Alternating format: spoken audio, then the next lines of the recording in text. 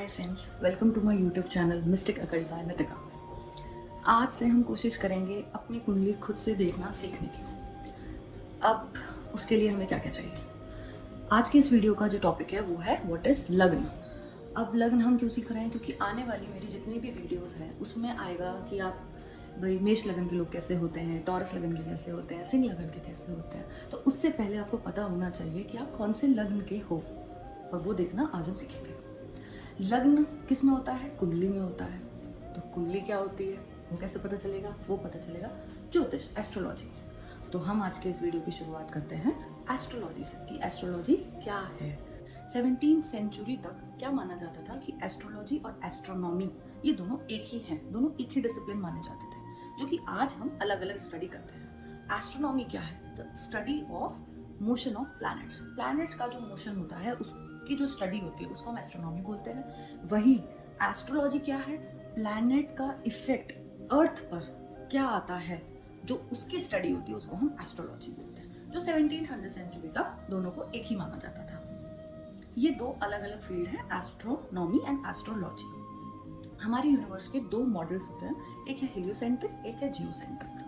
Heliocentric model क्या होता है? जो हमने बचपन से बुक्स में पढ़ा है कि सन के चारों तरफ सारे प्लैनेट्स घूम रहे हैं, जो हमारा सोलर सिस्टम बुक्स में दिया होता है, वो एक हेलियोसेंट्रिक मॉडल है, जिसमें हम सारे प्लैनेट्स का मोशन पढ़ रहे हैं, जो कि हम यूज़ करते हैं एस्ट्रोनॉमी में। वहीं एक दूसरा मॉडल है, उसको बोलते हैं जियोसेंट्रिक मॉडल। जियोसेंट्रिक मॉडल होता है कि अर्थ के चारों तरफ सारे प्लैनेट्स मूव कर रहे हैं और हम अर्थ के रिस्पेक्ट में उनको देख रहे हैं, वो है जियोसेंट्रिक मॉडल। हेलियोसेंट्रिक मॉडल में अगर हम सन पर हैं तो सारे प्लैनेट्स कैसे मूव कर रहे हैं, वो हेलियोसेंट्रिक मॉडल हो गया। तो वो हमारा बेसिस है स्टडी ऑफ प्लैनेट्स का, जो हम एस्ट्रोनॉमी में कंसिडर कर रहे हैं। वेयर एज इन एस्ट्रोलॉजी में, क्योंकि हम अर्थ पर हैं, अर्थ के हिसाब से, अर्थ के पर्सपेक्टिव में सारे प्लैनेट्स मूव कर रहे हैं, कैसे मूव कर रहे हैं, उनका इफेक्ट क्या है अर्थ पर, ये जियोसेंट्रिक मॉडल है। और यही मॉडल के बेसिस पे पूरी एस्ट्रोलॉजी है। ये हमारा हो गया लॉजिकल पार्ट।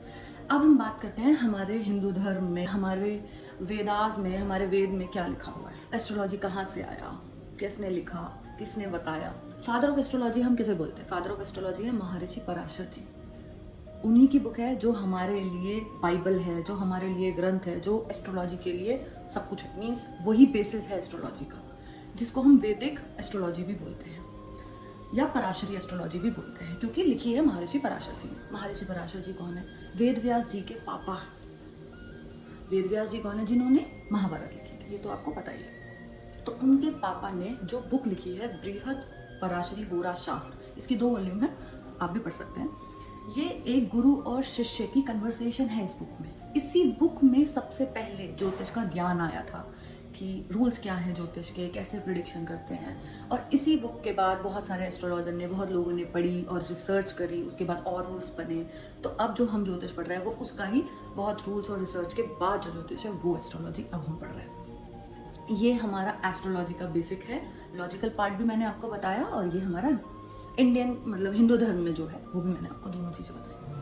अब हम ये पढ़ेंगे कैसे। इसके लिए हमें चाहिए क्या? इसके लिए हमें चाहिए हमारी कुंडली, जिसको हम बर्थ चार्ट भी बोलते हैं, जिसको हम नेटल चार्ट भी बोलते हैं, आप कुछ भी बोलते हैं, लग्न कुंडली भी बोलते हैं, पत्रिका भी बोलते हैं। अब ये हमारा बेसिक है, ये तो हमें चाहिए होगा। अब कुंडली कैसे मिलेगी, कहाँ मिलेगी? बहुत सारे लोगों के पास होगी कुंडली, तो आप अपनी कुंडली लेकर बैठिए। और जिन लोगों के पास नहीं है वो ऑनलाइन जाइए, गूगल पर टाइप करिए फ्री कुंडली सॉफ्टवेयर, तो वहाँ पे आपको मिल जाएगा। आप उस सॉफ्टवेयर में अपनी time of birth, date of birth, place of birth डालेंगे तो आपका कुंडली बन के आ जाएगी। वो जो एक चार्ट बन के आएगा, आप वो चार्ट लेकर बैठे। ये बेसिक है, ये कुंडली, ठीक। अब कुंडली के अंदर हम आगे की बात समझते हैं कि कुंडली क्या होती है, उसको कैसे पढ़ना है। अब आप अपनी स्क्रीन पे देखिए, आपको एक पिक दिखाई दे रही होगी, जो ये पिक्चर डायग्राम बना हुआ है, ये आपने बहुत जगह देखा होगा, यही आपकी कुंडली होती है। इसी तरीके का बना होता है। इसमें जो ब्लू कलर से मार्क है, इसको हम क्या बोलते हैं? ये है, इसको हम बोलते हैं हाउसेस। हाउसेस बोल सकते हैं, भाव बोल सकते हैं, घर बोल सकते हैं, जो भी आप बोलना चाहें बोल सकते हैं। जो मैंने रोमन से लिखा हुआ है, 1st, 2nd, 3rd, 4th, 5th, ये हाउसेस हैं। ये सबके फिक्स्ड होते हैं। आपकी कुंडली, मेरी कुंडली, हर किसी की कुंडली में पहला घर यही होगा, सेकंड घर यही होगा, ये फिक्स्ड है, ठीक है। ये आप अब आज के बाद आप समझ जाएंगे कि आपकी कुंडली में पहला घर कौन सा है। ये आपका पहला घर है, ये आपका सेकंड घर है, ये 3rd, ये चौथा भाव है, ये पांचवा, ये छठा भाव, ये सातवां भाव, ये आठवां भाव, ये नौवां भाव, ये 10वां भाव, ये 11वां और ये 12th हाउस। ये हर किसी की कुंडली में यही उनके हाउसेस होंगे। आई होप इसके बाद आप समझ गए हैं कि हाउसेस क्या होते हैं। और इससे पहले मैं आपको एक बात और बताना चाहती हूँ, पूरी कुंडली 12 9 12, बस आप ये 12 9 12 याद कर लीजिए। 12 हाउसेस जो हमने अभी पढ़े, 9 प्लैनेट्स। 9 प्लैनेट्स कौन से होते हैं? Sun, moon, Mars, Mercury, Venus, Jupiter, Saturn, Rahu, Ketu, ये आपके 9 प्लैनेट्स हैं। उसके बाद एक होता है 12 राशियाँ। 12 राशि कौन कौन सी होती हैं? आप स्क्रीन पे देखिए, 12 राशियों के नाम लिखे हुए हैं, हिंदी में भी और इंग्लिश में भी। अब ये राशियाँ आपको सीरीज वाइज ही याद करनी है। कैसे? एक नंबर मेष है, एक नंबर एरीज है, ये आपको याद करना है। सेकंड पे taurus, third Gemini, fourth cancer, 5 Leo, 6 Virgo, 7 Libra, 8 Scorpio, 9 Sagittarius, 10th Capricorn, 11th Aquarius and 12th Pisces. ये सारी राशियां सीरीज वाइज आपको याद होनी चाहिए कि 1 नंबर पे एरीज आता है, 5 नंबर पे लियो आता है, ये आपको याद होना चाहिए। ये आपका होमवर्क है। अब देखिए, आपकी कुंडली में ये जो भाव है, हाउसेस हैं, इनमें एक एक नंबर लिखे हुए हैं जो कि न्यूमेरिक वे में है। जैसे कि सपोज करिए यहाँ पे लिखा है 5, 6, 7, 8, 9, 10, 11, 12, 1, 2, 3, 4। अब आप सोचेंगे मैंने 12 के बाद 1 क्यों लिखा? क्योंकि 12 ही राशियां हैं। 12 के बाद हम 1 से शुरुआत करेंगे। ये जो न्यूमेरिक में लिखा हुआ है, ये सब राशि के नंबर हैं जो हमने अभी पढ़ा। 5 नंबर की क्या थी? लियो राशि, सिंह राशि। तो ये कुंडली लियो लग्न की कुंडली हुई। लग्न मतलब फर्स्ट हाउस। फर्स्ट हाउस को हम इंग्लिश में एसेंडेंट बोलते हैं और हिंदी में हम इसको लग्न बोलते हैं। तो अगर कोई आपसे पूछे आप किस लग्न के हो, जो नंबर यहाँ लिखा है इस हाउस में, आप इस लग्न के हो। इस कुंडली के हिसाब से ये लियो लग्न की कुंडली है। इंग्लिश में बोलेंगे लियो एसेंडेंट की कुंडली है।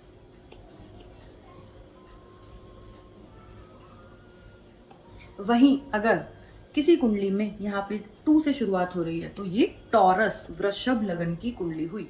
वृषभ लगन, टॉरस। अब एक चीज और हम इसमें सीखते हैं कि जो भी नंबर यहाँ पे लिखा है, इसके बाद एंटी क्लॉकवाइज हम चलेंगे। 3, 4, उसी सीरीज को आगे बढ़ाएंगे। 5, 6, 7, 8, 9, 10, 11, 12 और यहाँ पे आ जाएगा 1। ये पूरी कुंडली का बेसिक बन गया है। अब मैं अगर आपसे क्वेश्चन पूछूं, आप इस कुंडली के हिसाब से बताइए 10th हाउस में कौन सी राशि है? तो आप देखिए 10th हाउस कौन सा है? 10th हाउस कौन सा है? ये है 10th हाउस। इसमें राशि कौन सी? एक्वेरियस, कुंभ राशि है।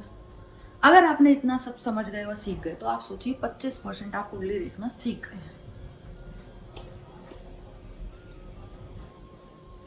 अब मैं आपसे फिर एक क्वेश्चन पूछती हूँ। क्वेश्चन ये है कि ये कौन से लग्न की कुंडली है? अब आप क्या देखेंगे? इस कुंडली में फर्स्ट हाउस में क्या नंबर लिखा है? इस कुंडली में फर्स्ट हाउस में लिखा है 4। 4 क्या होता है? कैंसर, कर्क राशि। तो ये कुंडली कर्क लगन की हुई, या बोलेंगे कैंसर एसेंडेंट की कुंडली है। तो आज की इस वीडियो के बाद आप इतना देखना सीख गए हैं कि आपकी कौन से लगन की कुंडली है।